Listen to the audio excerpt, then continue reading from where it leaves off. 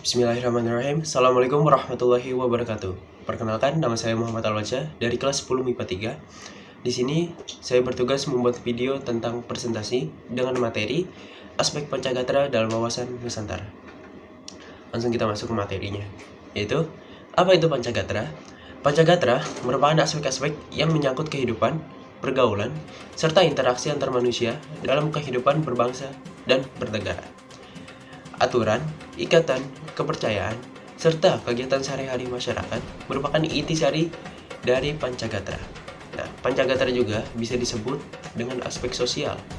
Dilansir dari laman resmi Perpustakaan Lembaga Ketahanan Nasional Republik Indonesia, dijelaskan 5 aspek sosial Pancagatra dalam wawasan Nusantara, yaitu yang pertama ada ideologi. Ideologi merupakan sistem nilai dan kebulatan ajaran yang memberikan motivasi. Ideologi juga mengandung konsep dasar tentang kehidupan yang dicita-citakan oleh suatu bangsa. Suatu ideologi umumnya bersumber dari suatu falsafah dan merupakan pelaksanaan dari sistem falsafah itu sendiri. Bagi bangsa Indonesia, Pancasila merupakan ideologi yang bersifat final.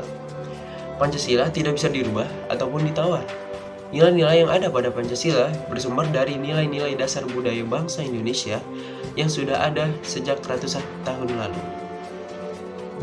Nah, kita masuk yang kedua, yaitu adalah politik.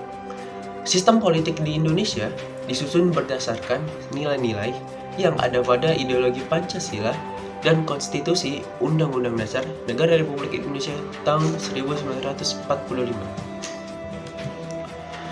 Sistem politik Indonesia merupakan asas, haluan, usaha, serta kebijakan negara tentang pembinaan serta penggunaan potensi nasional, baik potensial maupun yang efektif, secara totalitas untuk mencapai tujuan nasional.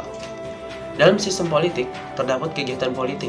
Adapun kegiatan politik negara Indonesia dibagi menjadi 2 jenis, yaitu politik dalam negeri dan luar negeri. Kita masuk ke yang ketiga, yaitu adalah ekonomi. Aspek ekonomi berhubungan dengan kegiatan pemenuhan kebutuhan masyarakat, meliputi pengelolaan faktor produksi, distribusi, dan konsumsi barang dan jasa, serta usaha-usaha untuk meningkatkan kesejahteraan rakyat. Upaya meningkatkan kesejahteraan rakyat dapat terlihat dari sistem perekonomian Indonesia yang disusun sebagai usaha bersama berdasar atas asas kekeluargaan. Maksudnya adalah setiap warga negara Indonesia mempunyai hak dan kewajiban yang sama dalam menjalankan roda perekonomian dengan tujuan mensejahterakan bangsa. Kita masuk ke yang keempat, yaitu sosial budaya. Dalam buku Pendidikan Kewarganegaraan tahun 2020, karya Damri dan Fauzi Eka Putra dijelaskan bahwa aspek sosial berhubungan dengan pergaulan hidup masyarakat Indonesia, di mana nilai-nilai kebersamaan, perasaan senasib, sepenanggungan, dan solidaritas merupakan unsur pemersatu. Contoh bentuk aspek sosial adalah gotong royong yang identik dengan semangat persatuan dan kesatuan. Sementara aspek budaya berhubungan dengan sistem nilai yang merupakan hasil hubungan manusia dengan cipta rasa dan karsa yang menumbuhkan gagasan-gagasan utama serta merupakan kekuatan pendukung penggerak kehidupan. Salah bentuk aspek kebudayaan adalah kebudayaan nasional yang terbentuk dari interaksi berbagai kebudayaan lokal atau kebudayaan suku bangsa. Kita masuk ke yang terakhir. Aspek terakhir adalah pertahanan dan keamanan. Aspek pertahanan dan keamanan berhubungan dengan upaya mempertahankan kedaulatan Indonesia dari berbagai ancaman dan gangguan. Upaya tersebut dilakukan dengan membangun sistem pertahanan yang kuat. Nah, dari segi pertahanan, Indonesia menggunakan sistem pertahanan semesta atau SISHANTA yang melibatkan seluruh sumber daya nasional. TNI sebagai komponen utama, sementara warga negara berperan sebagai komponen cadangan dan pendukung.